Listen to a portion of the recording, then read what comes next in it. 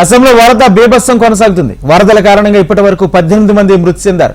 13 జిల్లాల్లో 5,35,000 మందికి పైగా వరద ముంపు గురయ్యారు. ఈ మేరకు Assam state disaster management authority bulletin release చేసింది. కాగా వరద ముంపుకు గురైన ప్రజలను రిలీఫ్ క్యాంపుల్లో ఆశ్రయం కల్పించారు. అస్సాంలో కొపిలి, బరాక్, కుషియారా 3 ప్రధాన నదులకు వాటర్ ఫ్లో పెరుగుతూనే ఉంది. ఒక్క నాగౌన్ జిల్లాలోనే 3 లక్షల మందికి పైగా ప్రజలు వరద ముంపుకు గురయ్యారు.